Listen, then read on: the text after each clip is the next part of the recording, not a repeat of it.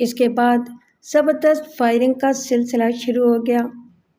کتنی ہی گولیاں ہماری جیپ کی باڈی سے بھی ٹکرائی تھیں۔ میں بدستور گول مول سی ہو کر اپنی جگہ دبکی رہی۔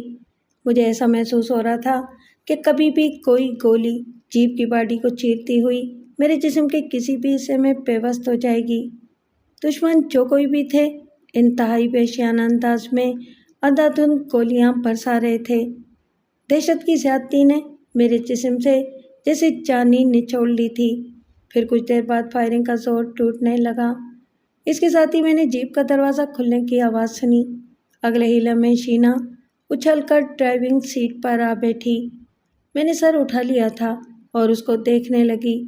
اتنے میں باقی چاروں لڑکیاں بھی اندر آ گئی تھیں۔ وہ اپنی اپنی جگہ پر بیٹھ گئیں۔ میں بھی اب سیٹ پر بیٹھ چکی تھی۔ ان سب کے چہرے احساس فتح مندی سے تمتما رہے تھے۔ اگلے ہی لمحے شینا نے جیپ اسٹارٹ کر کے ایک جھٹکے سے آگے بڑھا دی۔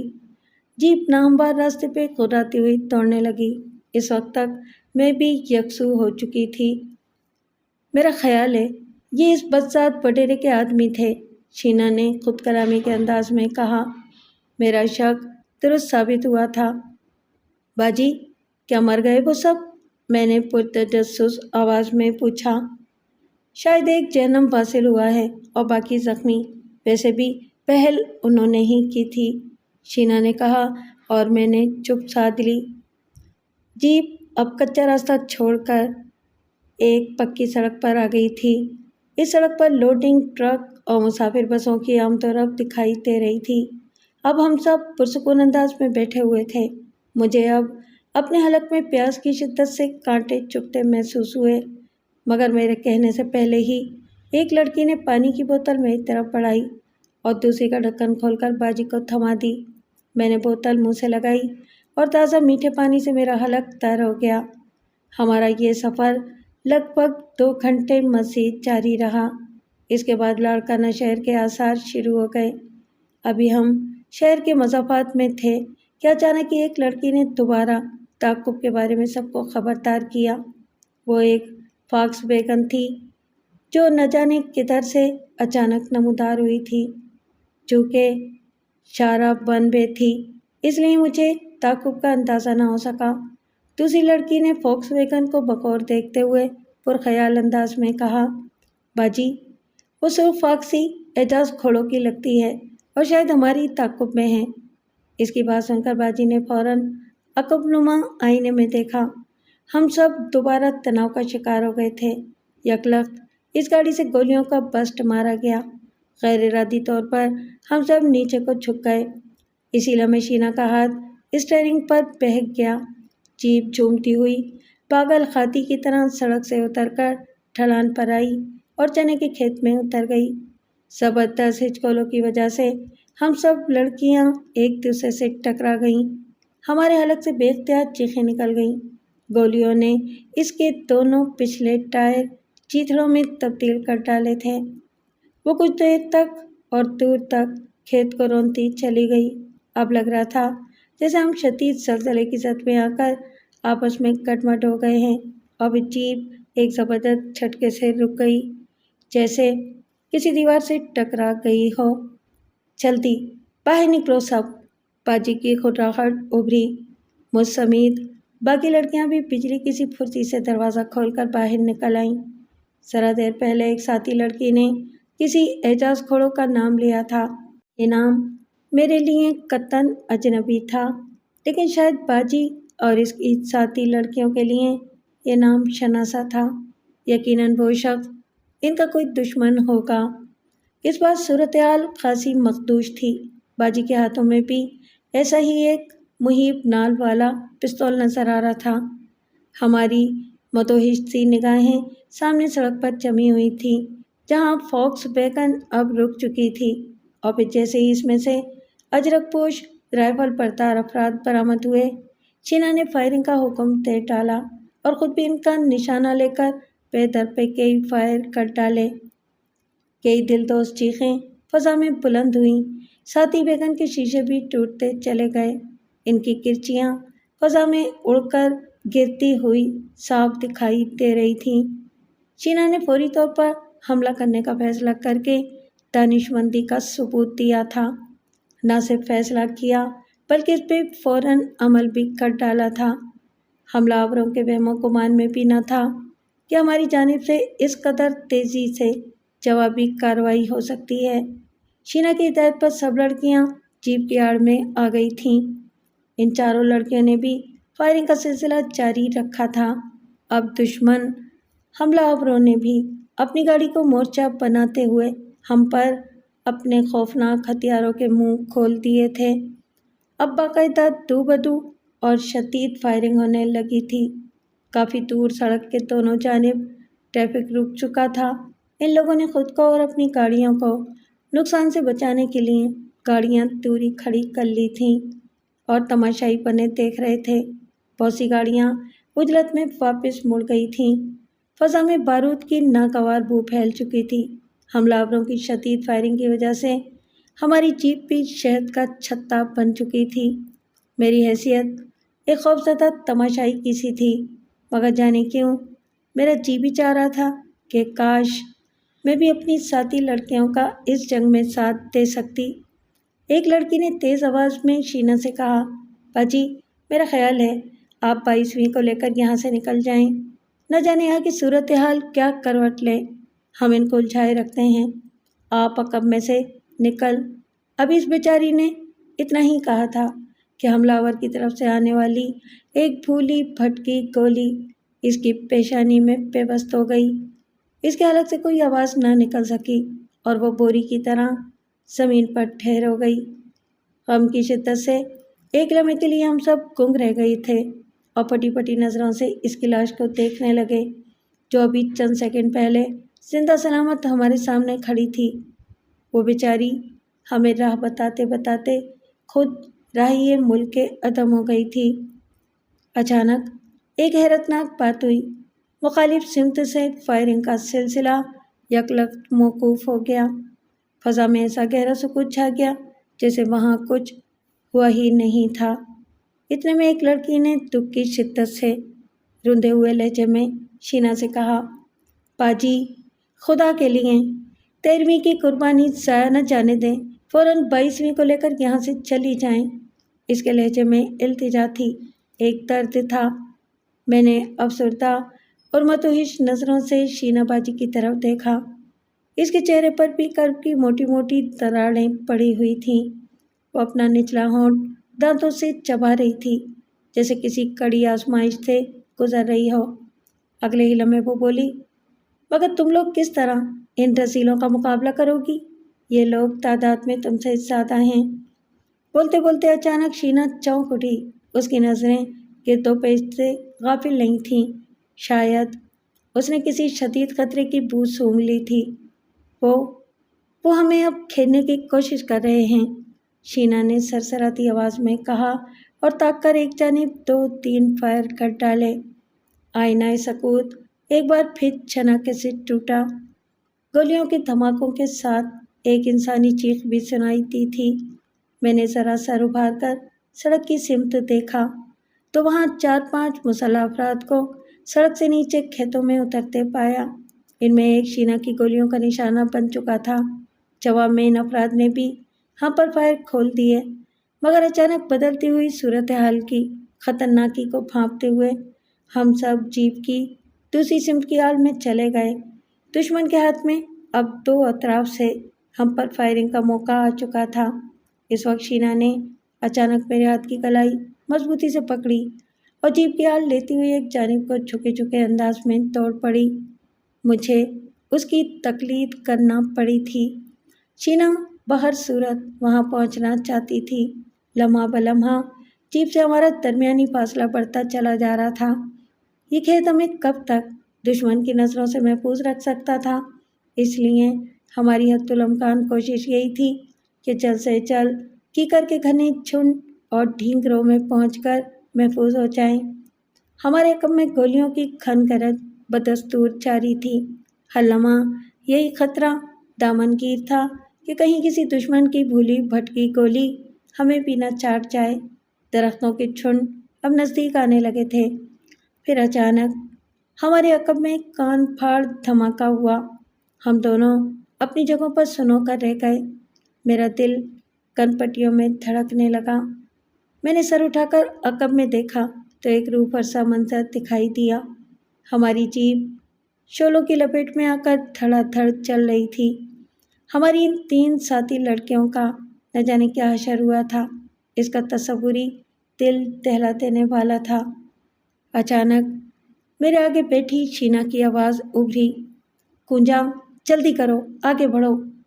یہ کہتے ہی شینا نے جھکے جھکے انداز میں آگے بڑھنا شروع کر دیا، جس کی میں نے فوری تقلید کی اور ایک بار پھر ہمارا یہ کٹھن سفر شروع ہو گیا۔ ذرا ہی دیر بعد ہم درختوں کے گھنے جھنڈ میں آ گئے۔ یہاں پہنچ کر شینا اور میں دونوں سیدھے کھڑے ہو گئے۔ پھر ہم دونوں نے بے تحاشا دوڑنا شروع کر دیا۔ اس کے ساتھ ہی ہمارے عقب میں دائیں جانب سے گولیوں کی کان پھاڑ تڑاہٹ شروع ہو گئی۔ شینا ایک دم ایک درخت کی آڑ میں ہو گئی۔ لاشعوری طور پر میں نے بھی خود کو ایک درخت کی اوٹ میں کر لیا تھا۔ ہمارے سینے دھونکنے کی طرح پھول اور پچک رہے تھے۔ میں نے شینا کے چہرے کی طرف دیکھا تو وہ مجھے سنجیدہ اور قدرے متوحش نظر آئی۔ اس نے گھبرائے ہوئے سے لہجے میں کہا، "کنجا، ہم شاید دشمنوں میں گھر چکے ہیں۔" پھر وہ ایک جانب ڈھینگروں کی طرف اشارہ کرتے ہوئے مجھ سے ہانپتے ہوئے بولی، "کنجا، تم فوراً ان ڈھینگروں میں جا کر چھپ جاؤ اور موقع ملتے ہی کسی طرح شہر دادو ولا پہنچ جانا۔ جاؤ کنجا، وقت کم ہے، کوئی سوال مت کرنا۔" اس نے میرے چہرے پر تذبذب کے آثار بھانپ لیے تھے۔ حقیقت یہ تھی کہ میں اسے تنہا نہیں چھوڑنا چاہتی تھی۔ شینا نے مجھے جلدی جلدی داؤد ولا کا پتہ سمجھایا اور پھر زبردستی بازو سے پکڑ کر مجھے ڈھینگروں کی طرف دھکیل دیا۔ مجبوراً میں سانپ کی طرح رینگ کر ڈھینگروں کے بیچ دبک گئی۔ میں نے دیکھا کہ درخت کی اوٹ سے نکل کر شینا نے اپنے ہاتھ سر سے بلند کر لیے تھے۔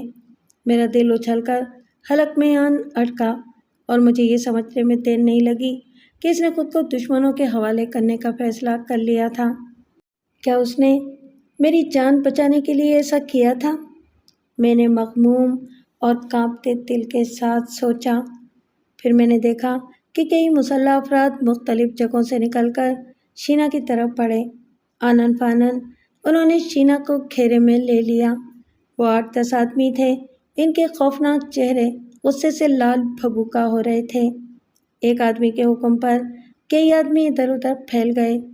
یقیناً وہ شینا کے ساتھ بھاگنے والی دوسری لڑکی یعنی مجھے تلاش کر رہے تھے۔ میں دم سادے اپنی جگہ دبکی رہی۔ آخر وہ مایوس ہو گئے اور پھر شینا کو دھکیلتے ہوئے وہاں سے چلے گئے۔ دشمن شینا کو میری آنکھوں کے سامنے یرغمال بنا کر لیے جا رہا تھا اور میں بے بسی کے ساتھ خاموش تماشائی بنی یہ سب دیکھنے پر مجبور تھی۔ اس کے علاوہ اور بھلا میں کر بھی کیا سکتی تھی؟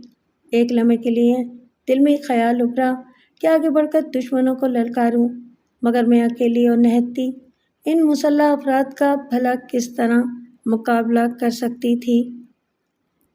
الٹا شینا کی قربانی رائے گاں چلی جاتی۔ بے بسی کے مارے میری آنکھوں سے بے اختیار آنسو نکل پڑے۔ مجھ پر یہ کیسی قیامت خیز آزمائش کی گھڑی آن پڑی تھی کہ میں اپنی محسنہ کے لیے کچھ بھی نہیں کر سکتی تھی۔ پھر اچانک مجھے شینا کی ہدایت یاد آئی۔ اس نے مجھے ہر صورت داؤد ولا پہنچنے کی سختی سے ہدایت کی تھی اور کہا تھا کہ وہاں پہنچ کر ساری صورتحال بتا دینا کہ مجھے یعنی شینا کو اعجاز کھوڑوں کے آدمیوں نے اغوا کر لیا ہے۔ اعجاز کھوڑوں کون تھا؟ میں اس کے بارے میں کچھ نہیں جانتی تھی۔ ہو سکتا ہے کہ وہ شینا کا کوئی دیرینہ دشمن ہو۔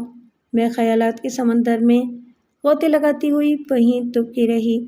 پھر ذرا دیر بعد جب میں صورتحال کا جائزہ لینے کے لیے ڈھینگروں سے باہر نکلی اور ایک اونچی جگہ سے سڑک کی جانب دیکھا، دشمن شینا باجی کو لے کر کہیں پیدل ہی فرار ہو چکے تھے۔ دور سڑک پر اب دونوں طرف کی ٹریفک قریب آ چکی تھی۔ وہاں لوگوں کا کافی ہجوم اکٹھا ہو چکا تھا۔ بہت سے مسافر لاریوں سے اتر کر ہماری جیپ کو شعلوں کی لپیٹ میں جلتا دیکھ رہے تھے۔ دشمنوں کی ویگن بھی وہاں موجود تھی۔ ہماری جوابی فائرنگ نے اسے چھلنی بنا کر رکھ دیا تھا۔ اچانک میں نے سوچا کہ کیوں نہ خود کو ظاہر کیے بغیر ہجوم میں شامل ہو جاؤں اور کسی شہر جانے والی لاری میں سوار ہو جاؤں۔ اس کے لیے مجھے لوگوں کے ہجوم کی نظروں میں آئے بغیر ایک لمبا چکر کاٹنا پڑا تھا۔ میں نہایت غیر محسوس طریقے سے اپنی اجرک کو اچھی طرح لپیٹے مسافر عورتوں میں شامل ہو گئی تھی۔ پھر ذرا دیر بعد لوگوں نے دوبارہ اپنی اپنی لاریوں میں سوار ہونا شروع کیا اور میں بھی مسافر عورتوں کے ساتھ مل کر شہر جانے والی ایک لاری میں سوار ہو گئی۔ مسافروں کے سوار ہونے کے بعد وہ روانہ ہو گئی۔ چند ایک عورتوں نے مجھے عجیب نگاہوں سے دیکھا تھا، مگر کسی کو مجھ پر شک نہ ہو سکا۔ جس وقت وہ لاری لاڑکانہ شہر کے ایک بھرے پورے اڈے پر رکی تو میری جان میں جان آئی اور میں جلدی سے اتر آئی۔ نزدیک کھڑے ایک رکشے میں سوار ہو کر اسے دھڑی محلہ چلنے کو کہا۔ بی بی جی کے حجرے سے نکلتے وقت شینا نے مجھے کچھ رقم دے دی تھی۔ شاید اسے حالات پر بھروسہ نہیں تھا کہ وہ کسی بھی وقت بدل سکتے ہیں۔ اس کی دور اندیشی کی میں قائل ہو گئی تھی، کیونکہ اب مجھے رقم کی ضرورت پیش آ رہی تھی۔ میں نے اب خاصی حد تک اپنی بدحواسی پر قابو پا لیا تھا، مگر پھر بھی انجانے اندیشے میرے ذہن میں کل بلا رہے تھے۔ مجھے زیادہ فکر شینا کی تھی، جس نے میری خاطر خود کو اپنے دشمنوں کے حوالے کر دیا تھا۔ جانے اس بیچاری کے ساتھ وہ سفاک لوگ کیسا سلوک کر رہے ہوں گے۔ بہر طور مجھے اب جلد سے جلد داؤد ولا پہنچ کر اس کی اطلاع دینی تھی۔ وہاں مجھے کسی سے ملاقات کرنی تھی۔ اس بارے میں مجھے شینا کچھ نہ بتا سکی تھی۔ تھوڑی دیر بعد رکشے والے نے مجھے دھڑی محلہ اتار دیا۔ میں نے اسے کرایہ دے کر فارغ کیا اور آس پاس متلاشی نظروں سے دیکھتی ہوئی آگے بڑھنے لگی۔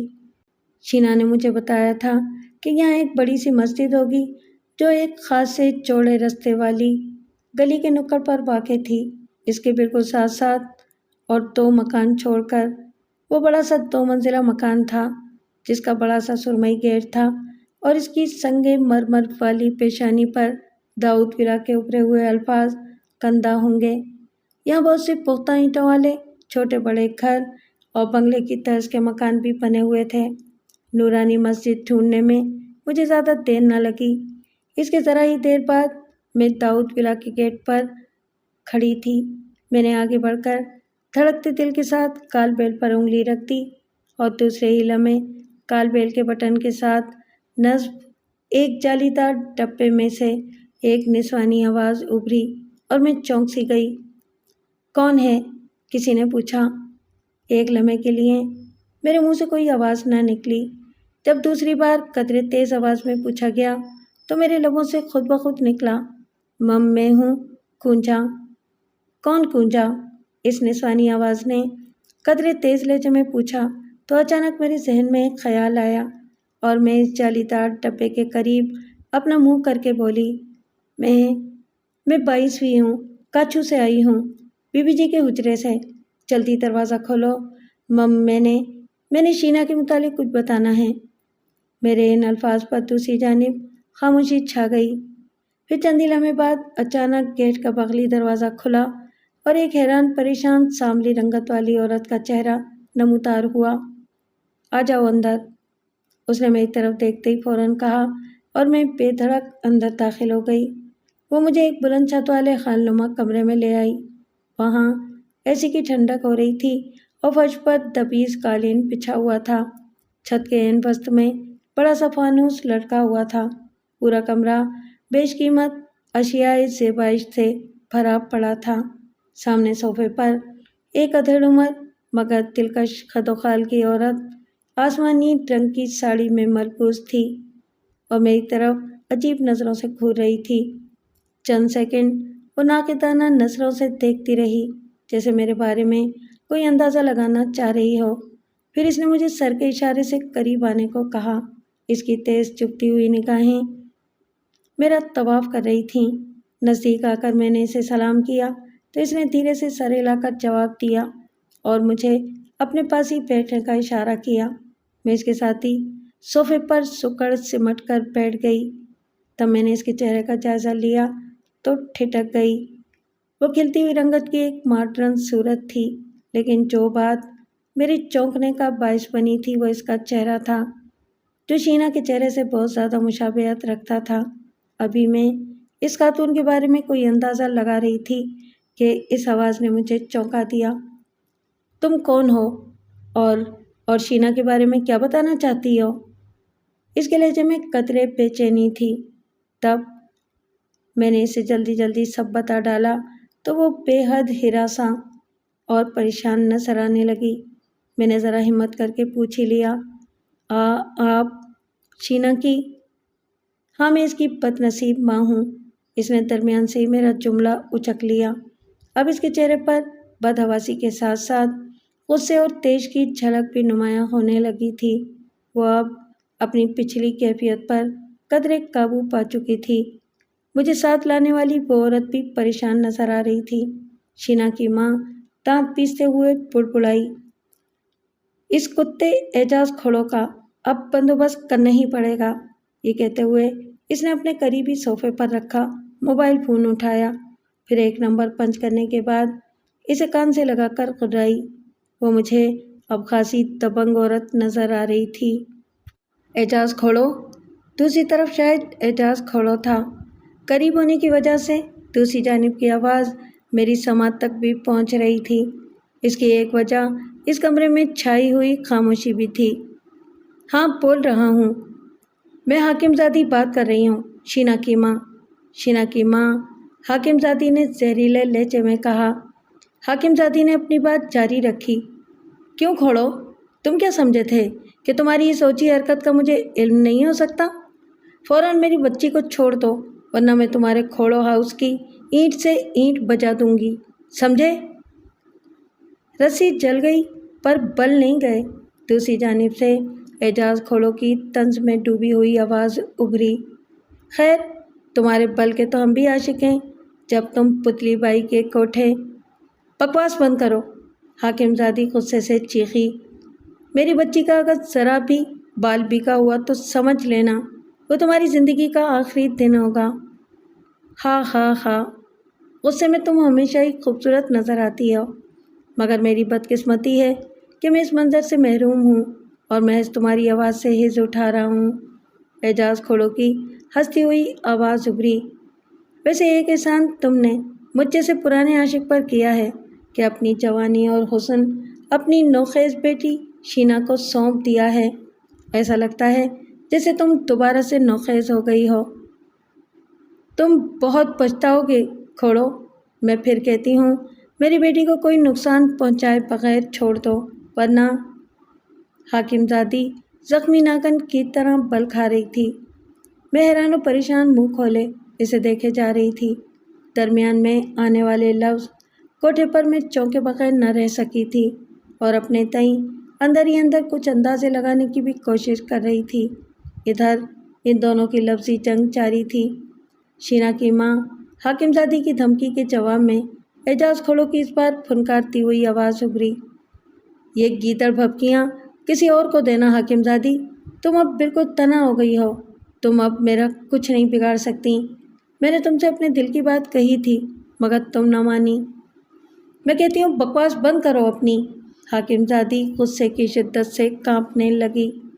دوسری طرف سے اعجاز کھوڑو کا بدمست قہقہا بلند ہوا اور ساتھی رابطہ بھی منقطع ہو گیا۔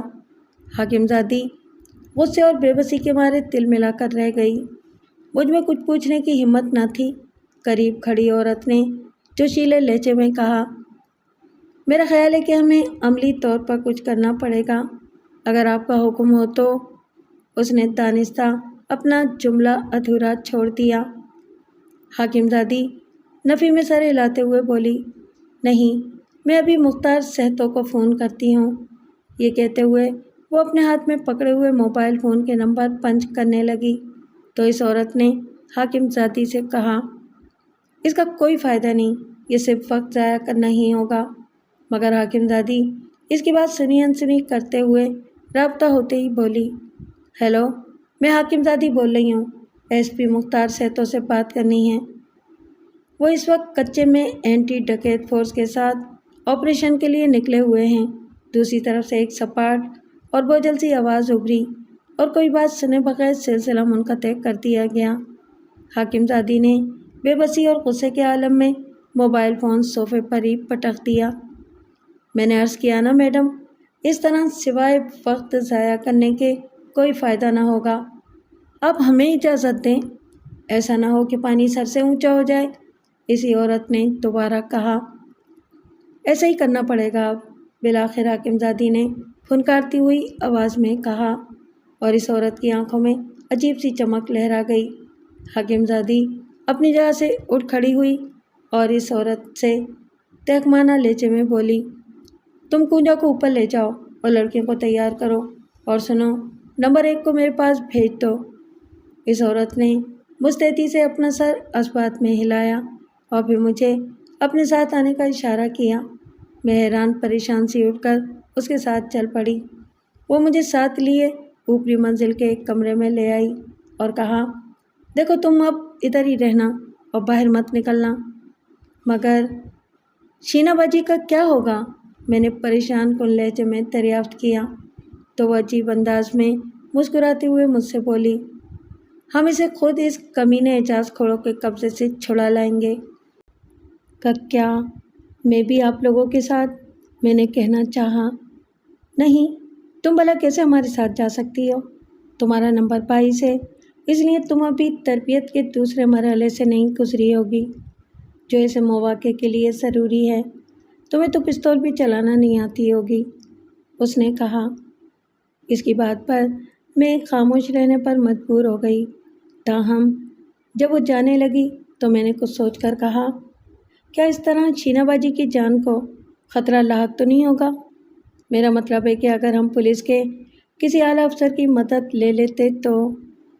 وہ میری تجویز رد کرتے ہوئے استہزائیہ لہجے میں بولی، ایک وقت تھا جب نہ جانے کتنے پولیس آفیسرز میڈم کے تلوے چاٹنے کے لیے تیار رہتے تھے، لیکن اب خیر چھوڑو، تم بس ہماری کامیابی کے لیے دعا کرو۔ یہ کہہ کر وہ کمرے سے نکل گئی۔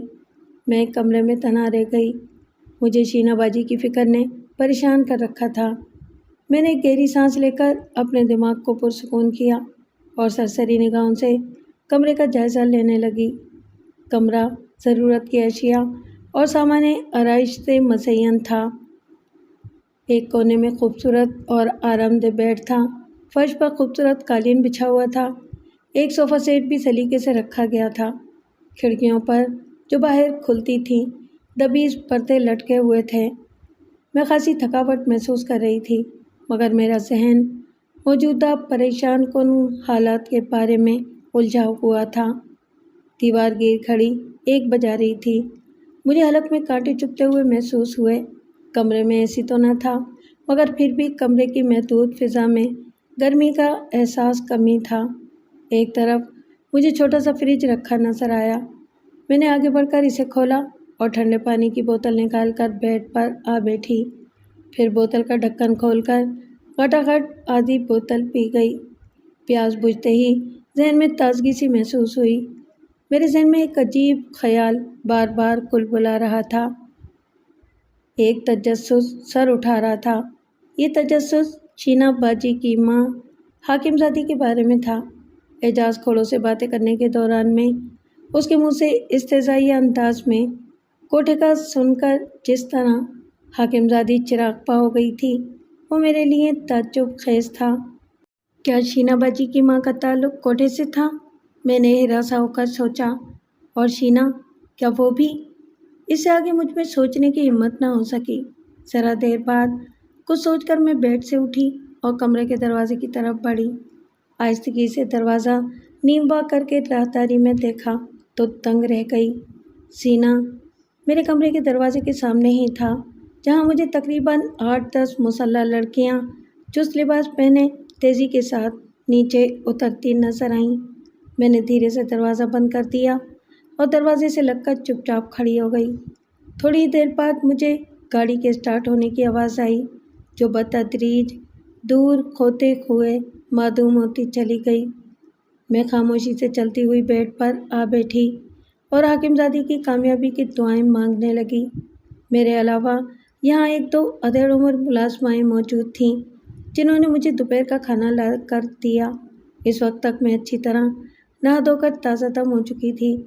کھانے کے بعد بیڈ پر لیٹی تو مجھے نیند نے آ ہی لیا، اور جب جاگی تو شام کے 7 بج چکے تھے۔ ایک ملازمہ نے مجھے کمرے میں چائے لا کر دی تو میں نے اس سے پوچھا، کیا میڈم نہیں آئی ابھی تک؟ میری بات پر اس نے خاموشی سے میری طرف ایک نظر ڈالی اور مختصراً نفی میں سر ہلاتے ہوئے جواباً بولی، جی نہیں۔ پھر وہ کمرے سے نکل گئی۔ میں نے محسوس کیا کہ یہاں کسی کو زیادہ بات کرنے کا حکم نہ تھا۔ ایسا کیوں تھا یہ میں نہیں جانتی تھی اور نہ ہی اس کی ضرورت سمجھتی تھی۔ چائے پینے کے بعد میں نے سوچا کہ ذرا اس بنگلے کا ایک سرسری جائزہ لوں، مگر پھر کچھ سوچ کر میں نے خود کو اپنے کمرے تک ہی محدود رکھا اور شینا باجی کے بارے میں سوچنے لگی۔ میرے دل سے دعا نکل رہی تھی کہ کاش حاکم زادی کامیاب لوٹے اور شینا باجی بھی اس کے ہمراہ ہو۔ میں چاہتی تھی کہ جلدی سے جلد شینا کی موجودگی میں اپنی تربیت کا یہ دوسرا اور آخری مرحلہ بھی مکمل کر لوں۔ میرا بھی جی چاہتا تھا کہ میں بھی باقی جنگجو قسم کی لڑکیوں کی طرح چست لباس پہن کر آتشی ہتھیاروں کے ساتھ وڈیرے عرب خان اور اس کے پالتو کتے بھورل خان پر ٹوٹ پڑوں۔ یہ ایک تلخ حقیقت تھی کہ مجھے اپنے گوٹ سے، جہاں صرف بزدل اور بے حس لوگ رہتے تھے، اور اپنے گھر سے نفرت ہو گئی تھی۔ صرف بھابھی بھاگل اور ننھا منٹھار یاد آتے تھے۔ کچھ عرصہ بیت گیا تھا اور اس عرصے میں ایک بار بھی ان دونوں معصوم ماں بیٹوں کی صورت بھی دیکھ نہ پائی تھی۔ انہی سوچوں میں غلطاں رات ہو گئی اور اب مجھے انجانے خدشات کے ساتھ ساتھ وسوسوں نے بھی کھیل لیا۔ رات کا کھانا ایک ملازمہ رکھ گئی تھی، لیکن میں نے اس کی طرف آنکھ اٹھا کر بھی نہیں دیکھا تھا۔ جب رات کے 12 بجے تو مجھے بنگلے کے ظہری حصے میں سے کچھ عجیب سی آوازیں آتی محسوس ہوئیں۔ میرا دل زور سے دھڑکا اور میں بیڈ سے اٹھ کر بے اختیار دروازے کی طرف بڑھی اور اسے کھول کر باہر راہداری کی ریلنگ پر آن ٹکی۔ نیچے نگاہ پڑی تو یک بار کی میرا دل اچھل کر حلق میں آن اٹکا۔ وہ منظر ہی ایسا تھا۔ شینا کی ماں حاکم زادی کو 2 لڑکیوں نے سہارا دے رکھا تھا۔ وہ خاصی زخمی دکھائی دیتی تھی۔ ان کے چہرے پر خراشیں تھیں۔ تکلیف کے باعث چہرہ کبناک انداز میں سکڑا ہوا تھا۔ جو لڑکیاں انہیں سنبھالے ہوئے تھیں وہ بھی معمولی زخمی تھیں، مگر ایک تشویشناک بات جو میں نے محسوس کی وہ ان کے چہروں پر چھائی ہوئی انتہائی درجے کی مایوسی اور سوگواری تھی۔ کیا یہ لوگ ناکام واپس لوٹے تھے؟ میرے ذہن میں یہ دہشت ناک سوال ابھرا اور دوسرے ہی لمحے میں تیزی کے ساتھ زینت طے کرتی ہوئی نیچے اتر آئی اور ان لوگوں کی طرف لپکی۔ کیا ہوا میڈم؟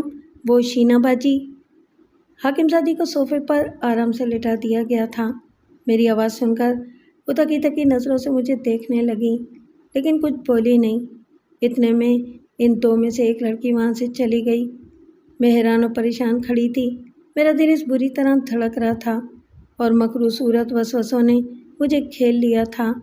ان کے ہمراہ اور بھی تو کئی ساتھی لڑکیاں جدید ہتھیاروں سے لیس ہو کر گئی تھیں۔ جانے وہ کہاں تھیں، یا پھر اسے آگے میں سوچ ہی نہ سکی۔ چند منٹ بعد وہ لڑکی فرسٹ ایڈ کا باکس اٹھائے وہاں آئی۔ پھر اس نے روئی کا پھایا بنا کر چھوٹی سی بوتل سے کوئی سیال نما شے پھائے پر انڈیل کر حاکم زادی کے چہرے پر دھیرے دھیرے لگانے لگی۔ بس کافی ہے، رہنے دو، میں اب ٹھیک ہوں، ذرا پانی پلا دو، وہ ہلکی سی سسکاری لیتے ہوئے بولی۔ ایک ملازمہ ٹھنڈے پانی کی بوتل اور شیشے کا گلاس لے آئی۔ حاکم زادی نے پانی پیا اور چند گہری گہری سانسیں لیں، پھر مغموم سے لہجے میں اپنی ساتھی لڑکیوں سے بولی، کم از کم ہمیں ان لڑکیوں کی لاشیں تو اٹھا لینی چاہیے تھیں۔ لاشوں کا ذکر سن کر میرا دل دھک سے رہ گیا۔ مجھے یہ اندازہ لگانے میں قطعاً دیر نہ لگی کہ وہ سب کام میں آ چکی تھیں۔ اچانک تپائی پر رکھے فون کی گھنٹی بجی، جس کی آواز ہتھوڑی کی طرح دماغ میں چوٹ لگاتی محسوس ہوئی۔ ایک ساتھی لڑکی نے جلدی سے ریسیور اٹھا کر حاکم زادی کی طرف بڑھا دیا۔ اس نے ریسیور کان سے لگا کر ہیلو کہا اور دوسری طرف کی آواز سننے لگی۔ ہم تینوں لڑکیاں حاکم زادی کے چہرے کے اتار چڑھاؤ کا جائزہ لے رہی تھیں۔ دوسری طرف سے کوئی بغیر توقف کیے کچھ کہے جا رہا تھا، جسے سن کر اس کے چہرے پر غصے کے تاثرات ابھرتے چلے گئے۔ وہ کچھ کہنا چاہتی تھی کہ اتنے میں دوسری جانب سے رابطہ اچانک منقطع ہو گیا۔ میڈم نے دانت پیستے ہوئے ایک جھٹکے سے ریسیور اس لڑکی کی طرف بڑھا دیا اور غصے کی شدت سے اس کا چہرہ لرز رہا تھا، سینہ دھوکنی کی طرح پھول پچک رہا تھا۔ کون تھا میڈم؟ مذکورہ لڑکی نے ریسیور اس کے ہاتھ سے لے کر واپس سیٹ پر رکھتے ہوئے میڈم سے پوچھا۔ وہی ذلیل کھوڑو، دھمکی دے رہا تھا، حاکم زادی نے ہانپتے ہوئے جواب دیا اور بتایا۔ وہ کمینہ کہہ رہا تھا کہ میرے کھوڑو ہاؤس پر حملہ کرنے کا انجام دیکھ لیا، اب میرے جوابی حملے کا انتظار کرو۔ میرے ایک بھی آدمی کا تم بال بیکا نہیں کر سکتی۔ حاکم زادی نے اپنا جملہ مکمل کر کے تھکے تھکے انداز میں اپنا سر صوفے کی پشت سے ٹکا دیا اور آنکھیں موند لیں۔ ہم تینوں کو جیسے سانپ سونگھ گیا۔ اسی وقت کچھ اور لڑکیاں بھی وہاں آ گئیں۔ ان سب کے چہروں سے بھی پریشانی اور تفکر مترشح تھی۔ وہ تعداد میں 7 تھیں۔ پہلے سے موجود وہاں ان دونوں لڑکیوں نے مختصراً ان کو بتایا کہ وہ اپنی مہم سے نہ صرف پوری طرح ناکام لوٹی ہیں بلکہ ان کی باقی 8 لڑکیاں بھی کام آ چکی تھیں۔ یہ اندوناک خبر سن کر آنے والی لڑکیوں کے چہروں پر کربناک سناٹا چھا گیا۔ کمرے میں چند ثانیے خاموشی چھائی رہی۔ مان حاکم زادی نے اپنی آنکھیں کھولیں تو ان میں نمی کی جھلملاہٹ صاف نمایاں تھی۔ تم سب تیار ہو جاؤ، کسی بھی وقت کچھ بھی ہو سکتا ہے۔ ان کے لہجے کی سنسنی محسوس کرتے ہوئے میرے اعصاب تن گئے تھے اور یہی حالت باقی لڑکیوں کی بھی تھی۔ نمبر 1۔ کچھ لمحات سوچنے کے بعد حاکم زادی نے سر اٹھایا۔ جی میڈم۔ ایک لڑکی مستعدی سے 2 قدم آگے آئی۔ تم سب فوراً پوزیشنیں سنبھال لو، اگر راکٹ استعمال کرنے کی ضرورت محسوس کرو تو اس سے بھی دریغ نہ کرنا، حاکم زادی نے ہدایت دیتے ہوئے کہا۔ رائٹ میڈم، ہم چند منٹ میں ہی تیار ہو کر اپنی پوزیشنیں سنبھال لیں گے، لیکن آپ فوراً تہخانے میں چلی جائیں، گونجا بھی آپ کے ساتھ۔ نہیں، میڈم نے فوراً نمبر 1 کی بات کاٹتے ہوئے کہا، مجھ میں ابھی اتنا دمخم ہے کہ میں اپنے دشمنوں کا مقابلہ کر سکوں۔ تم ایسا کرو، صرف گونجا کو تہخانے میں پہنچا دو۔ حاکم زادی نے اپنی بات مکمل کرتے ہوئے میری طرف دیکھا اور میں پریشان سی ہو گئی، جبکہ نمبر 1 ان کی بات سن کر تذبذب کا شکار نظر آنے لگی۔ وہ بولی، مگر میڈم، آپ تو بہت تھک گئی ہوں گی، آپ ہم پر اعتماد کریں، ہم دشمنوں کو منہ توڑ جواب دیں گے۔ نہیں، دشمن ہماری توقع سے زیادہ ہوشیار اور طاقتور ہے۔ بیٹی کی محبت نے میرے سوچنے سمجھنے کی صلاحیت مفلوج کر دی تھی۔ پہلے ہی مجھے سوچ سمجھ کر قدم اٹھانا چاہیے تھا۔ ان معصوم بچیوں کی موت کی ذمہ دار بھی میں ہی ہوں۔ کاش۔ حاکم زادی کا لہجہ بھرا گیا اور وہ پچھتاووں کی آگ میں سلگ رہی تھی۔ باقی لڑکیوں کے چہروں پر بھی دکھ اور سوگواری کے تاثرات امنڈ آئے تھے۔ نمبر 1 نے فوراً آگے بڑھ کر اسے تسلی دی۔ میڈم، گزری ہوئی باتیں بھول جائیں، یہ وقت افسوس کرنے کا نہیں ہے۔ کہیں ایسا نہ ہو کہ ہم بیٹھے افسوس کرتے رہیں اور دشمن ہمارے سروں پر پہنچ جائے۔ وہ درست ہی کہہ رہی تھی۔ مرنے والی ساتھیوں کا ماتم کرنے کے بجائے انہیں آنے والے طوفان کا مقابلہ کرنے کے لیے تیار ہو جانا چاہیے تھا، جس کی آمد کی اطلاع انہیں پہلے ہی ہو چکی تھی۔ میں گہری نظروں سے فرداً ان لوگوں کا جائزہ لیتی جا رہی تھی۔ لمحہ بلمحہ صورتحال واقعی خطرناک حد تک نازک ہوتی جا رہی تھی۔ میرے دل و دماغ میں آندھیاں سی چل رہی تھیں اور میں دل مسوس کر سوچنے لگی کہ کاش میں بھی ان کا پورا ساتھ دے سکتی۔ حاکم زادی اٹھ کر وہاں ٹہلنے لگی، پھر اس نے جھپٹ کر میز پر رکھا ہوا اپنا موبائل فون اٹھایا اور جلدی کوئی نمبر ملایا۔ پھر دوسری طرف رابطہ ہوتے ہی اس نے آواز پہچان کر کہا، ہیلو، میں حاکم زادی بات کر رہی ہوں بھگوان داس، مجھے آج تمہاری مدد کی سخت ضرورت ہے۔ اس کتے کھوڑوں نے میرا سب کچھ چھین لیا ہے۔ میری بیٹی کو اس نے اغوا کر لیا ہے اور اب وہ میرے بنگلے پر حملہ کرنا چاہتا ہے۔ میں نے محسوس کیا تھا کہ میڈم کے منہ سے بھگوان داس کا نام سن کر ساتھی لڑکیوں کے چہروں پر شدید حیرت کے آثار نمودار ہو گئے تھے۔ چند سیکنڈ دوسری طرف کی بات سننے کے بعد حاکم زادی نے کہا، ہاں پولیس سے رابطہ کیا تھا، مگر مجھے ان سے کوئی امید نہیں۔ تم تو جانتے ہی ہو کہ علاقے کی ساری پولیس کھوڑوں کے ہاتھوں بک چکی ہے۔ پھر دوسری طرف کی بات سن کر حاکم زادی کے چہرے پر اطمینان کے آثار نمودار ہو گئے۔ میں تمہارا یہ احسان کبھی فراموش نہیں کر سکتی بھگوان داس۔ تم بھی کیا سوچ رہے ہوگے کہ وقت پڑا تو میں نے تم کو یاد کر لیا اور اس سے پہلے تم پر بھروسہ نہیں کیا، بلکہ عارف خان کے ساتھ۔ اچھا چھوڑو، میں تمہارے آدمیوں کا انتظار کر رہی ہوں۔ پھر چند جملوں کے تبادلے کے بعد اس نے رابطہ منقطع کر دیا۔ میڈم کے منہ سے وڈیرے عارف خان کا نام سن کر میرے دماغ میں سرخ آندھیاں سی چلنے لگیں۔ عارف خان تو اس درندے کا نام تھا جس نے میری چادر عصمت کو داغدار کیا تھا۔ میں نے فوری طور پر اپنے اوپر قابو پایا کیونکہ ابھی حالات کی نوعیت مختلف تھی۔ وقت کی سوئیاں مسلسل خطرے کے نشان کی طرف بڑھ رہی تھیں۔ حاکم زادی کا چہرہ گہری سنجیدگی میں ڈوبا ہوا تھا۔ نہ جانے وہ اس وقت کیا سوچ رہی تھی۔ میرا اندازہ تھا کہ بھگوان داس نے ماضی کی کوئی بات یاد دلا کر اس کی دکھتی رگ کو چھیڑ دیا تھا۔ اس کی نظروں کا مطلب سمجھتے ہوئے نمبر 1 نے باقی لڑکیوں کو چلنے کا اشارہ کیا، لیکن شاید قیامت کی گھڑیاں آ پہنچی تھیں۔ ٹھیک اسی لمحے ایک کان پھاڑ دینے والا دھماکہ ہوا جس کی شدت سے در و دیوار لرز کر رہ گئے اور میرے کان سائیں سائیں کرنے لگے۔ مجھے ایسا محسوس ہوا جیسے کمرے کی چھت نیچے گرتی چلی جا رہی ہے، اور ہوا بھی ایسے ہی تھا۔ حاکم زادی کے سر پر دھماکے سے چھتی آ کر گری تھی، جبکہ میرے سر اور کندھوں پر اینٹوں کے ٹکڑے گرے۔ حاکم زادی چھت کے تقریباً نصف سے زائد ملبے تلے دب چکی تھی۔ میں بھی دنیا و مافیا سے بے خبر ہو کر بے ہوش ہو گئی۔ نہ جانے کتنی دیر بعد میرے حواس بحال ہوئے۔ آنکھیں کھلتے ہی بے اختیار میرے لبوں سے کراہیں نکلیں۔ جب میری آنکھوں سے دھند چھٹی تو میں نے ایک ہیولے کو اپنے قریب پایا۔ وہ مجھ پر جھکا ہوا تھا۔ پھر میری سماعت میں ایک آواز گونجی، گونجا۔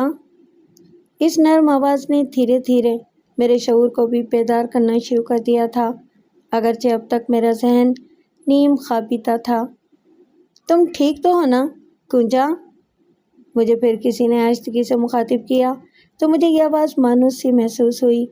میں نے آنکھیں کھولنے اور بند کرنے کا عمل کئی بار دہراتے ہوئے جب اپنی آنکھوں کے سامنے دھند کا پردہ چاک کرنا چاہا تو اگلے ہی لمحے وہ دھند تیرگی میں بدل گئی۔ اندھیرا اب میری آنکھوں میں جیسے سما گیا تھا۔ یکلخت ایک ہولناک تصور سے میری روح کانپ گئی۔ مجھے کچھ نظر نہیں آ رہا تھا۔ میں دیکھ نہیں پا رہی ہوں۔ بے اختیار میرے لرزیدہ لبوں سے ٹوٹی پھوٹی سی آواز نکلی۔ جو کوئی بھی میرے قریب تھا وہ شاید اس انکشاف سے پریشان ہو گیا تھا، کیونکہ اگلے ہی لمحے اس کی پریشانی میں ڈوبی ہوئی آواز میرے کانوں سے ٹکرائی تھی۔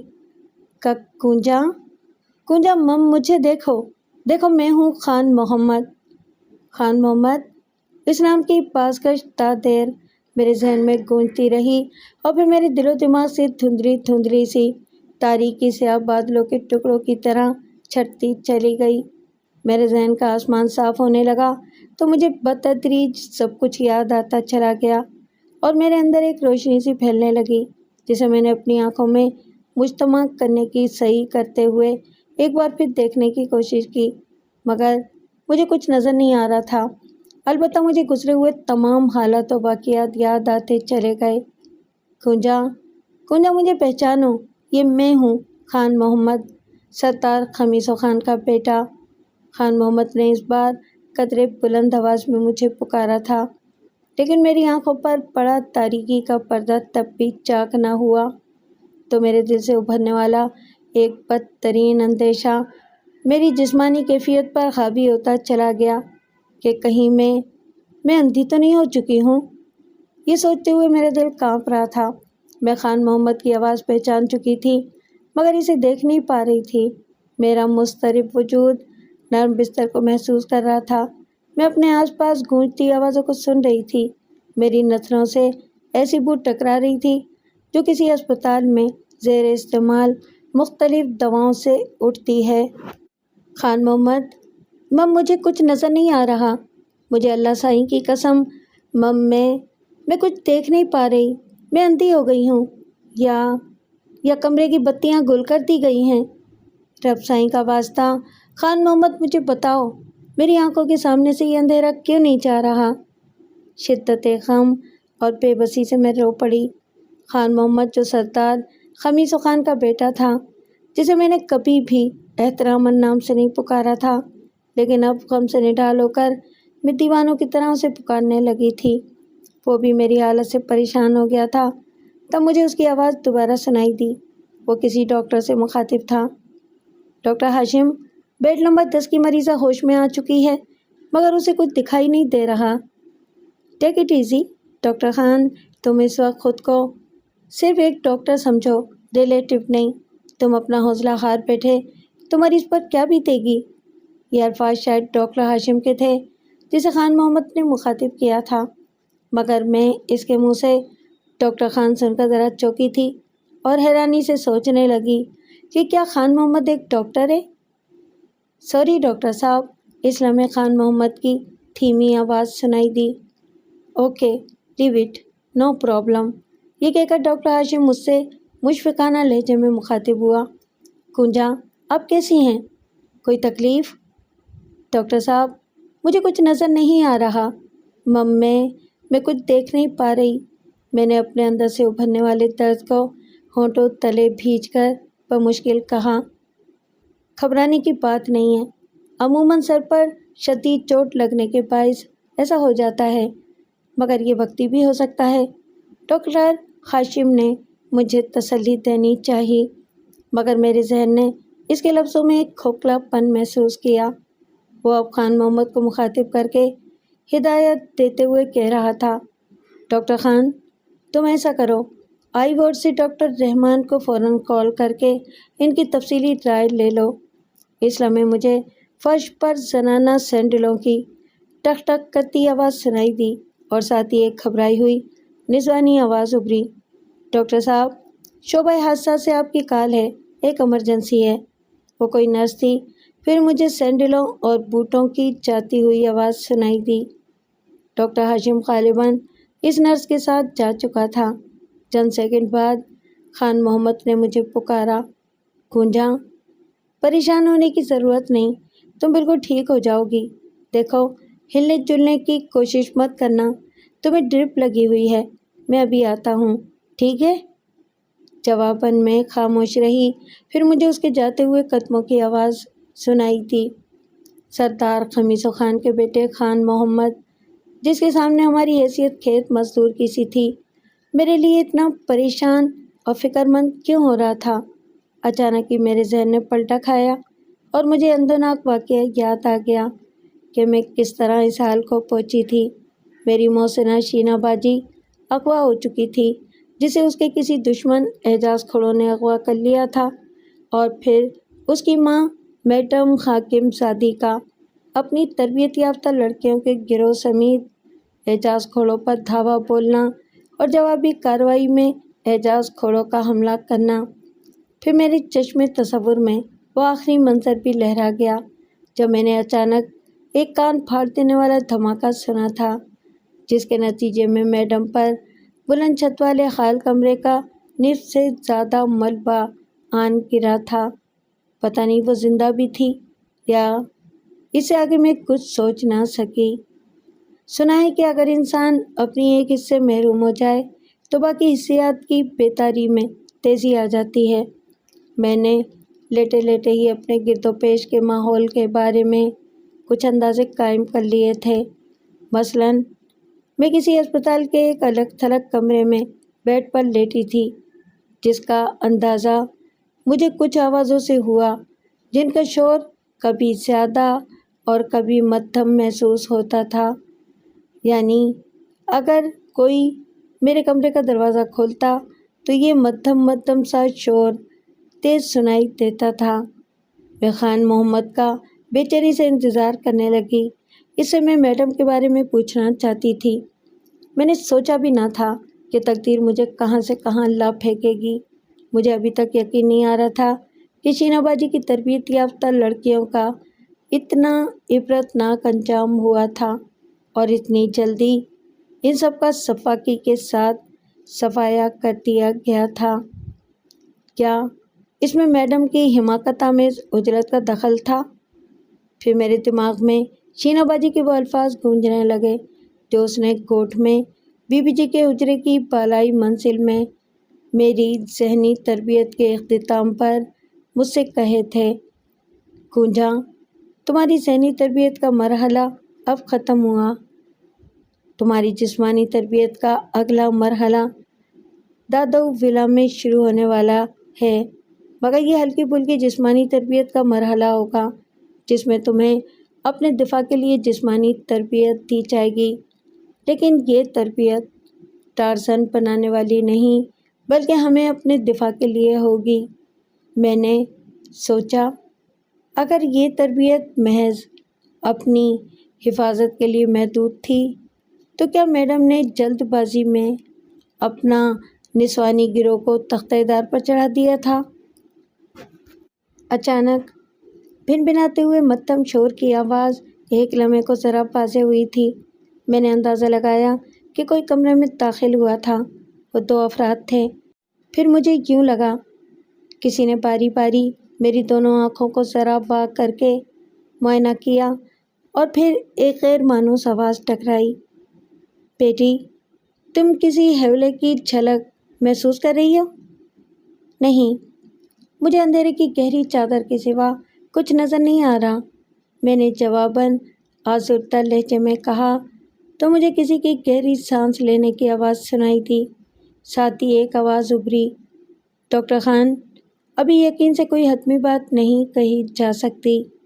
سر پر لگنے والی چوٹ، اچانک اور شدید چوٹ کے باعث کبھی کبھی عارضی طور پر آپٹک نرو متاثر ہو جاتی ہے۔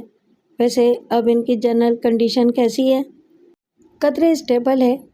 دوسری آواز خان محمد کی تھی۔ صرف سر پہ چوٹیں آئی تھیں زیادہ، جس کی وجہ سے یہ کئی گھنٹے بے ہوش رہنے کے بعد ہوش میں آئی تھیں۔ کاندھوں پر بھی چوٹیں آئی تھیں، لیکن خدا کا شکر ہے کہ کاندھوں کی ہڈیاں وغیرہ فریکچر ہونے سے محفوظ رہی ہیں۔ اوکے، جب یہ مزید کچھ بہتر ہو جائیں تو ہمارے آئی وارڈ میں شفٹ کر دینا، وہیں پر ہی اب ان کے کچھ ٹیسٹ لیے جائیں گے۔ تھینک یو ڈاکٹر صاحب۔ It's okay. لاؤ مجھے ان کی کیس فائل دے دو، میں اوپینین ریمارکس لکھ دوں۔ پھر ذرا دیر بعد کسی کے جاتے قدموں کی آواز ابھری، دروازہ کھلا اور بند ہوا تو میری سماعت سے خان محمد کی اپنائیت بھری آواز ٹکرائی، گونجا، حوصلہ رکھو، تم انشاءاللہ جلد صحتیاب ہو جاؤ گی۔ آپ ڈاکٹر ہیں چھوٹے سائیں؟ میں نے عمدن موضوع بدلتے ہوئے ہولے سے پوچھا۔ خان محمد نے جب مجھے اپنے بارے میں یہ بتایا کہ وہ اور اس کی بہن ماروی یہاں لاڑکانہ چانڈکا میڈیکل کالج میں زیر تعلیم ہے تو مجھے اچھمپا ہوا، کیونکہ میری معلومات کے مطابق یہ دونوں بہن بھائی تو سندھ یونیورسٹی جام شوروں میں زیر تعلیم تھے، پھر اچانک یہاں کیسے؟ بہر طور میں نے جب اس سے استفسار کیا تو خان محمد نے مسکرا کر کہا، تمہاری بات بھی درست ہے۔ در حقیقت میں اور ماروی سندھ یونیورسٹی حیدرآباد میں ہی پڑھتے تھے، مگر ہمیں میڈیکل میں داخلہ لینے کا شوق تھا۔ ہم ڈاکٹر بننا چاہتے تھے، مگر ہمارے FSC مکمل ہونے کے بعد سلیکشن نہ ہو سکا تو یہ موقع ہمیں BSc فائنل کے بعد مل گیا اور ہمارے اتنے اچھے نمبر آ گئے کہ ہم دونوں کو یہاں لاڑکانہ میں داخلہ مل چکا تھا۔ اب میں اور ماروی یہاں ہاسٹل میں رہتے ہیں، مگر ہمارا ایک گھر یہاں بھی ہے۔ ہم دونوں نے اب اپنی تعلیم مکمل کر لی ہے اور سول اسپتال میں ہی 1 سالہ تربیتی کورس مکمل کر رہے ہیں۔ اسے ہاؤس جاب کہتے ہیں۔ میری آج کل شعبہ حادثات میں ڈیوٹی تھی جب ایمبولینس میں تمہیں یہاں لایا گیا تھا۔ تمہارے ہمراہ ایک خاتون اور کچھ لڑکیاں اور بھی تھیں۔ تم لوگوں کے ساتھ کیا ہوا تھا؟ کچھ بتاؤ گی مجھے؟ اس نے اپنی بات ختم کر کے اچانک مجھ سے پوچھا تو میں نے اس کا سوال نظر انداز کرتے ہوئے پوچھا، چھوٹے سائیں، میرے ساتھ جو خاتون تھیں وہ کیسی ہیں؟ میرے لہجے کی تفکر آمیز پریشانی نے اسے چونکا دیا۔ اس نے سر جھکاتے ہوئے ایک سردا بھری سانس کھینچی تو نہ جانے کیوں میرا چیر لرز اٹھا۔ افسوس وہ بچ نہیں سکی، بلکہ وہ یہاں آنے سے پہلے ہی زخموں کی تاب نہ لاتے ہوئے ختم ہو چکی تھی۔ اس نے تعصب بھرے لہجے میں بتایا اور میرے سینے میں غم کا دھواں بھر گیا۔ ایسا لگا جیسے کسی نے کلاڑی مار کر میرے جسم کے 2 ٹکڑے کر ڈالے ہوں۔ میرے ساتھ چند لڑکیاں بھی حادثے کا شکار ہوئی تھیں، وہ کہاں ہیں؟ لمحہ بھر توقف کے بعد میں نے پوچھا کہ مجھے اپنی ہی آواز سے ایسا لگا جیسے میں ان کے بھی انجام سے واقف ہو چکی ہوں۔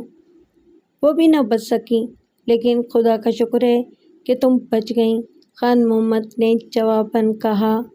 ہاں، میں بھلا کیسے مر سکتی تھی؟ میرے منہ سے ایک سرد آہ نکلی۔ جب تک بزاد پھورل خان اور وڈیرا عرب خان جیسے بدخصلت لوگ زندہ ہیں، میں بھلا کیسے مر سکتی تھی؟ ابھی تو مجھے ان سے اپنے زخموں کا ایک ایک حساب چکانا ہے، لیکن میری آنکھیں۔ گونجا، خان محمد نے مجھے نرمی سے پکارا۔ جی چھوٹے سائیں۔ نہ، صرف خان محمد۔ اس کی آواز میں بڑی مٹھاس تھی۔ جی میں سن رہی ہوں، میں نے ہولے سے کہا۔ تمہارا ان لوگوں سے کیا تعلق تھا؟ اور تم یوں غور سے اچانک کہاں غائب ہو گئی تھیں؟ خود غرض لوگوں نے میرا جینا دوبھر کر دیا تھا، مگر تم میرے بابا سائیں سے تو فریاد کر سکتی تھیں۔ میں آخر کب تک فریاد کے لیے دروازہ کھٹکھٹاتی رہتی؟ کچھ بھی تھا، تمہیں کم سے کم ہمیں تو باخبر رکھنا چاہیے تھا۔ خان محمد نے گہری سانس لے کر بڑے رسان سے کہا۔ کیا اس خبیث عرب خان کے گماشتوں نے تمہیں؟ نہیں، میں نے فوراً انکار میں سر ہلا دیا۔ تمہارا بھائی سائیں داد تمہیں تنگ کرتا تھا، میرا مطلب ہے۔ اس نے دانستہ اپنا جملہ ادھورا چھوڑ دیا۔ ہاں، وہ مجھے غیرت کے جوش میں قتل کرنا چاہتا تھا۔ جب اس کی کوئی پیش نہ چلی تو اس نے مجھے اس بزاد پھورل خان سے شادی پر، یہ بتاتے ہوئے میری آواز بیٹھ گئی اور الفاظ اندر ہی کھٹ کر رہ گئے۔ کیوں؟ تم تو باہ پانی کے بعد سرخ رو ہو چکی تھیں، اور سائیں داد تو یہ بھی جانتا تھا کہ وہ جس بدخصلت پھورل خان سے شادی کے لیے تم پر دباؤ ڈال رہا تھا، اس نے ایک بار پھر اپنا جملہ دانستہ چھوڑ دیا۔ مگر میں اس کی بات کا مطلب سمجھ چکی تھی۔ میں نے زہریلے لہجے میں کہا، لالچ کے سوا اور اس کا کیا مقصد ہو سکتا تھا؟ وہ چند ثانیے خاموش رہا اور پھر بولا، مگر تم یوں اچانک کہاں غائب ہو گئی تھیں؟ میں نے تمہیں بہت تلاش کرنے کی کوشش کی تھی۔ کیوں؟ میرا تم سے کیا رشتہ تھا؟ تم کیوں میرے لیے اتنے پریشان تھے؟ یہ الفاظ میرے دل و دماغ میں گونج کر رہ گئے، مگر لبوں تک نہ آ سکے۔ میں خاموش رہی۔ آخر بتاؤ تو صحیح گونجا، تم یہاں شہر کیسے پہنچی؟ وہ بدستور مجھے کریدنے کی کوششیں کر رہا تھا، اور اس لمحے مجھے اپنے دماغ میں ٹیسے سی اٹھتی ہوئی محسوس ہوئی، اور بے اختیار میرے ہونٹوں سے ایک کرہان نکل گئی جس نے خان محمد کو بے چین کر دیا۔ کیا ہوا گونجا؟ کچھ نہیں، میں بس ذرا سا درد محسوس کر رہی ہوں، میں نے کہا، لیکن اب ٹھیک ہے۔ اوکے، تم اب آرام کرو اور اپنے دماغ پر بالکل زور نہ دو۔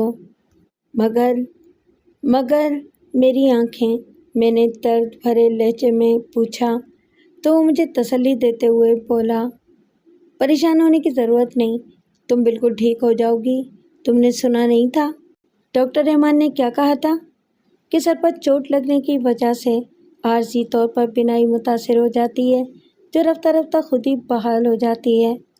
میں جواباً خاموش رہی، تو اسے شاید اپنے تشفی آمیز الفاظ کے خالی پن کا احساس ہوا اور وہ پھر بولا، میں نے کہا نا کنجا، تمہیں پریشان ہونے کی ضرورت نہیں، میں ہوں نا، میں خود تمہارے بڑے سے بڑے ڈاکٹر سے علاج کرواؤں گا۔ تم کون ہو خان محمد؟ بے اختیار میرے ہونٹوں سے نکلا اور میرے لہجے کے اور لفظوں کے گہرے پن نے اسے شاید کچھ لمحوں کے لیے دم بغصہ کر دیا تھا۔ اس نے سرگوشیانہ آواز میں پوچھا، تم کیا سمجھتی ہو مجھے؟ اس کے سوال کے جواب میں محض خاموشی رہ سکتی تھی۔ میں کئی روز اس اسپتال میں داخل رہی اور میری حالت بھی بتدریج بہتر ہونے لگی، لیکن میری بینائی ابھی تک بحال نہیں ہو سکی تھی۔ اس دوران میں خان محمد کی چھوٹی بہن ماروی بھی مجھ سے ملنے آتی رہی تھی۔ وہ بھی ڈاکٹر بن چکی تھی اور اسی اسپتال کے سچا اور بچہ وارڈ میں ہاؤس جاب کر رہی تھی۔ اپنے بھائی خان محمد کی طرح وہ بھی بہت ملنسار اور ہمدرد لڑکی تھی۔ بالآخر ایک دن مجھے اسپتال سے ڈسچارج کر دیا گیا۔ میرے زخم تقریباً مندمل ہو چکے تھے، پٹیاں اتاری جا چکی تھیں، اب ان کی جگہ ہلکی پھلکی بینڈیج کر دی گئی تھی۔ وہ دونوں بہن بھائی مجھے اپنی گاڑی میں بٹھا کر سیدھا اپنی کوٹھی کنجر ہاؤس میں لے آئے تھے، جو اس شہر لاڑکانہ کے ایک پوش علاقے میں تھی۔ میں نے کبھی سوچا بھی نہ تھا کہ میں اس طرح دوسروں کے رحم و کرم پر رہوں گی۔ ایسی بے چارگی، بے بسی کا میں نے کبھی تصور بھی نہ کیا تھا۔ میں کبھی سراسیمہ ہو کر سوچتی تھی کہ اگر یہ دونوں بہن بھائی نہ ہوتے تو میں کہاں جاتی؟ میرا بھائی خود میری جان کا دشمن تھا، یہاں اس بھرے پورے شہر میں کوئی میرا اپنا نہ تھا، میں کہاں جاتی؟ مگر کیوں کسی پر بوجھ بن کر رہنا بھی تو مجھے منظور نہ تھا، لیکن اس کے سوا اور کوئی چارہ بھی نہ تھا۔ ان سب باتوں سے زیادہ مجھے اپنی بینائی سے محرومی بے حوصلہ کیے دے رہی تھی۔ میرے اندر کی آنکھوں میں تو پورل خان اور وڈیرے عارف خان کے عکس منجمد ہو چکے تھے، لیکن ان سے انتقام لینے کے لیے میری بے نور آنکھوں میں روشنی کا ہونا ضروری تھا، تاکہ میں اپنی آنکھوں سے ان دونوں بد خصلتوں کا عبرتناک انجام دیکھ سکوں، جو کہ ایک نہ ایک دن میرے ہاتھوں ہی ہونا تھا۔ وقت کی سوئیاں کولو کے بیل کی طرح مسلسل گھومتی رہیں۔ میں کنجر ہاؤس میں ہی رہ رہی تھی، جہاں ان دنوں بہن بھائیوں نے مجھے ذرا بھی تکلیف نہیں اٹھانے دی اور میرا ہر طرح سے خیال رکھا گیا۔ وہاں نوکروں چاکروں کی کمی نہ تھی جو ہر وقت میری خدمت کے لیے تیار رہتے تھے۔ خان محمد نے میرا شہر کے کئی ماہر امراض چشم سے معائنہ کرایا، میری بے نور آنکھوں میں روشنی کے دیپ جلانے کی کوشش کی، مگر بے سود۔ بالآخر ایک دن میں نے بڑے ممنونانہ انداز میں ان دونوں سے درخواست کی، آپ دونوں نے مجھ پر جو احسانات کیے ہیں وہ تو شاید میں ساری عمر نہ اتار سکوں، مگر مجھ پر ایک آخری احسان اور کر دو، مجھے واپس کوٹ لے چلو۔ مجھے یقین تھا کہ ان دونوں نے حیرت سے ایک دوسرے کے چہرے کی طرف دیکھا ہوگا۔ پھر میری سماعت سے خان محمد کی گہری آواز ٹکرائی، کنجا، یہ تم کیا کہہ رہی ہو؟ کوٹ میں تمہارا اب کون رہ رہا ہے؟ ایک بھائی جو خود تمہارا دشمن ہو رہا ہے؟ میں بی بی جی کے پاس جانا چاہتی ہوں، میں نے ملتجیانہ لہجے میں کہا۔ تمہیں اللہ سائیں کا واسطہ مجھے بی بی جی کے حجرے میں لے چلو، مجھے وہاں دلی سکون محسوس ہوتا ہے۔ میں پہلے بھی تو ان کے پاس رہتی تھی، مگر تمہاری آنکھیں، میرا مطلب ہے کہ ہم چاہتے ہیں کہ جب تک تمہاری بینائی واپس نہیں آ جاتی تم ادھر ہی رہو۔